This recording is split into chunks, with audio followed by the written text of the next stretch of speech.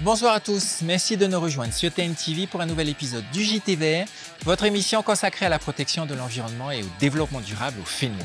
Afin de faire notre part pour limiter la propagation de la Covid-19, nous pratiquons les gestes barrières et la distanciation sociale. Respectez bien les consignes données par les autorités du Fénois et surtout faites attention à vous et à tous ceux que vous aimez. A tout de suite, juste après le générique pour parler de changement climatique. Malheureusement, notre maison continue de brûler.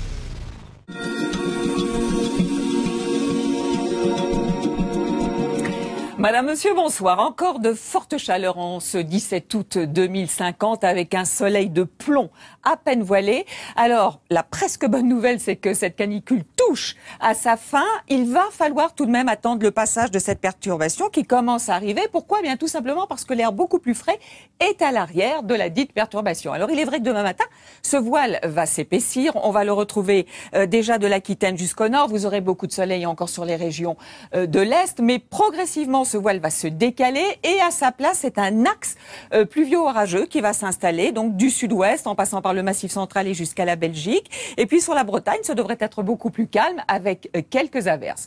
Que nous dit la masse d'air ? Eh bien que nous ne sommes pas les seuls, figurez-vous, en France, à subir cette canicule. Regardez cette masse d'air extrêmement chaud qui englobe toute l'Europe. Et où se trouve l'air plus frais dont je vous parlais ? Ici, à l'arrière de la perturbation. Nous vous avions déjà présenté cette vidéo dans le JTVR. À l'occasion de la COP20 sur le changement climatique qui s'est déroulée à Lima au Pérou en 2014, Evelyne Delia, présentatrice de la météo sur TF1, s'est prêtée au jeu de l'Organisation météorologique mondiale dans le cadre d'une campagne de prévention sur le réchauffement climatique. Dans une série de faux bulletins météo, elle prévoyait des températures dépassant les 40 degrés en 2050 en France. Et la réalité a dépassé la fiction en juin et juillet 2019. Regardez ce reportage météo diffusé sur LCI, la chaîne info, le 25 juillet 2019, où l'on annonçait 40 degrés à Lille, Rouen, Dijon et Strasbourg, 41 degrés à Orléans, Reims et Nancy, et surtout 42 degrés à Paris, des températures jamais vues depuis 1947. La semaine dernière, nous vous disions que notre maison brûle, pour de vrai. Cette semaine, malheureusement, elle continue de brûler. Mais alors, que faire face au changement climatique ?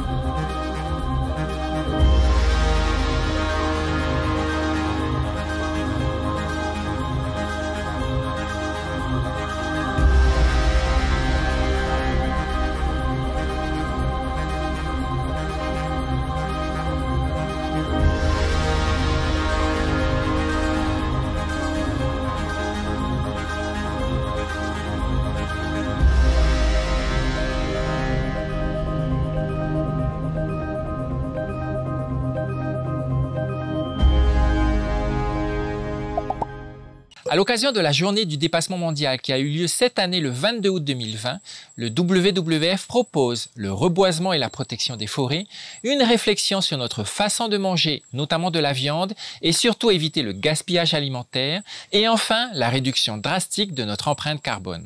Et justement, à propos d'empreinte carbone, savez-vous que 7 millions de personnes meurent chaque année à cause de la pollution de l'air? Afin de sensibiliser le plus de monde possible sur cette grande cause de santé publique, l'ONU a célébré le 7 septembre dernier la première journée internationale de l'air pur pour un ciel bleu. L'organisation internationale rappelle en effet que la pollution atmosphérique est désormais la plus grande menace environnementale pour la santé, alors même qu'elle est évitable. Les accords internationaux ont déjà permis de réduire considérablement la production et l'utilisation massive des gaz à effet de serre. La Semaine européenne de la mobilité, organisée chaque année du 16 au 22 septembre et portée au Fénois par l'ADEME en Polynésie française, a pour objectif d'inciter le plus grand nombre de personnes à adopter une démarche éco-citoyenne en privilégiant des déplacements doux et alternatifs à la voiture particulière. Parfois, il suffit juste de mettre un pied devant l'autre. Eco Aina. Eco Aina.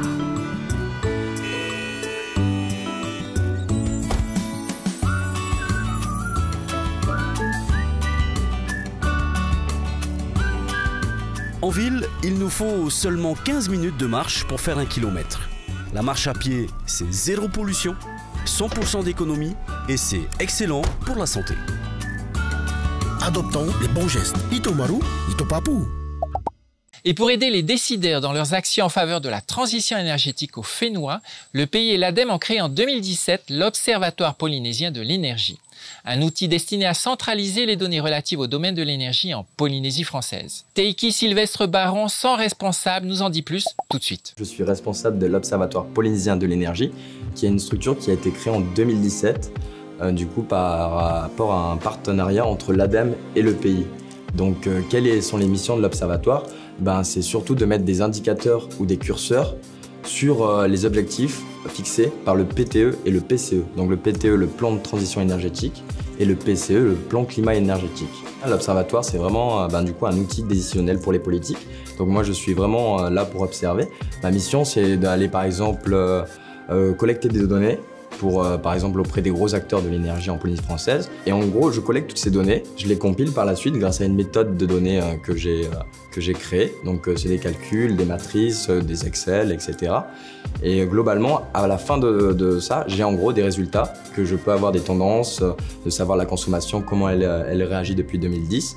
Et à partir de là, moi, je fournis toutes ces données et je les diffuse pour que ce soit aux politiques ou aux acteurs de l'énergie, pour que derrière, ils prennent des décisions. Parce que moi, je suis là en fait pour donner une image la plus authentique du bilan énergétique de la Polynésie française. Donc plus j'ai d'informations, mieux l'image sera plutôt authentique par rapport à la réalité. Cette semaine, dans notre série Zoom sur, rappelez-vous que chaque petite action quotidienne compte. Eco Aina. Eco Aina.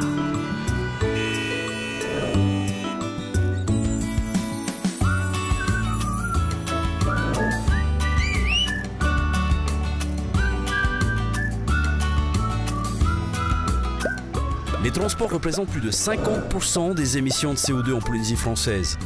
Le covoiturage, c'est une lutte solidaire. Adoptons les bons gestes. Itomaru, Itopapu. Et pour terminer notre JT Vert, regardez ce que la phrase « Je te trouve beau » réussit à faire. C'est notre coup de cœur de la semaine. For my project, I am taking pictures of things that I find beautiful. Oh, you're so cute. I'm taking pictures of things that I find beautiful. Taking pictures of things that I find beautiful for my project. So for this project, I'm taking pictures of things that I find beautiful. Things that I find beautiful. I'm taking pictures of things that I find beautiful. I'm taking pictures of things that I find beautiful. I'm taking pictures of things that I find beautiful. Oh, really? Uh-huh. Beautiful? Yes. You are beautiful. Thank you. Marissa, where are you? Where's Marissa? How about a hermit crab? Oh Lord, you are sick. Voilà les amis, le JT Vert est maintenant terminé. Nous espérons que vous avez passé un bon moment avec nous. Vous pourrez retrouver notre émission sur le replay de TNTV ainsi que sur les réseaux sociaux du JT Vert. Faites attention à vous et à tous ceux que vous aimez et restez prudents. À dimanche prochain sur TNTV. Au revoir.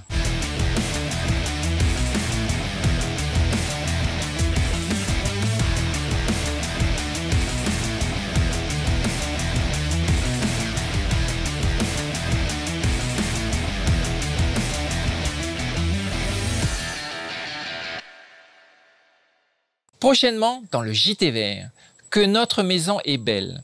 Dimanche prochain, nous vous proposons de découvrir ou redécouvrir les beautés de notre maison.